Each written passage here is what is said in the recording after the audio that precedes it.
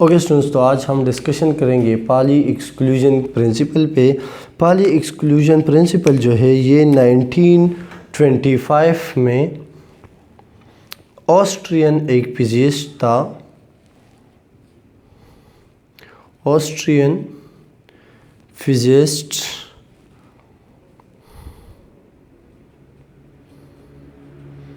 जिसका नाम था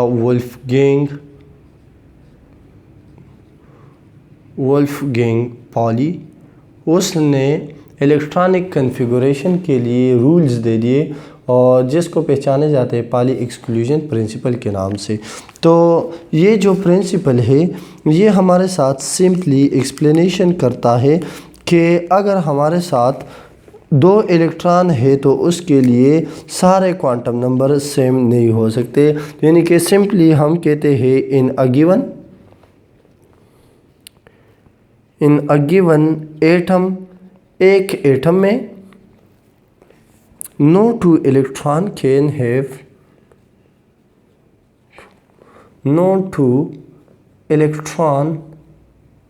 can have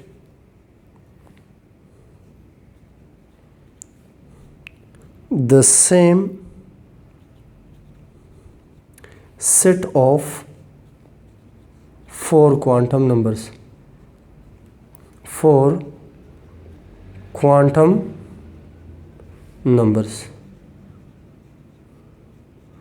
ठीक है, यानी कि अगर हमारे साथ एक एटम हो और उसमें दो इलेक्ट्रॉन हो तो दोनों के दोनों इलेक्ट्रॉन के लिए क्वांटम नंबर सेम नहीं होगी। क्या मतलब? फॉर एग्जांपल हमारे साथ कंसिडर करते हैं हीलियम जो है, हीलियम में दो इलेक्ट्रॉन होते हैं, हीलियम में दो इलेक्ट्रॉन होते हैं। ठीक है, तो ये दो इलेक्ट्रॉन के लिए फॉर एग्जांपल कंसिडर कर लेते हैं कि n इसके लिए भी इसके लिए भी, इस तरह से l की वैल्यू हर एक इलेक्ट्रॉन के लिए होगी, मैग्नेटिक क्वांटम नंबर की भी हर एक के लिए एक वैल्यू होगी और स्पिन क्वांटम नंबर की भी एक वैल्यू होगी।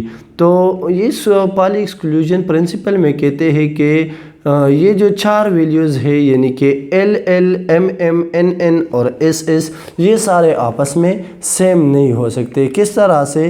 तो इसके लिए हम सिंपली हीलियम लेते हैं कि हीलियम में दो इलेक्ट्रॉन है। फॉर एग्जांपल हीलियम में दो इलेक्ट्रॉन है तो इस दो में से एक इलेक्ट्रॉन का क्वांटम नंबर हम अलग लेते हैं कि ये 1s में आएगा, ठीक है, और ये दूसरा इलेक्ट्रॉन भी 1s में आएगा, ठीक है ना, यानी कि दोनों इलेक्ट्रॉन 1s में आएंगे। तो एक इलेक्ट्रॉन के लिए हम कहते हैं कि n की वैल्यू यहाँ पे 1 है, l की वैल्यू क्या होगी 0, m की वैल्यू भी 0 होगी। ये कैसे मालूम किए जाते हैं? ऑलरेडी इससे पहले हमने वीडियोस में डिस्कस किए हैं। और इसके लिए स्पिन क्वांटम नंबर की जो वैल्यू है फॉर एग्जांपल ये +1/2 है।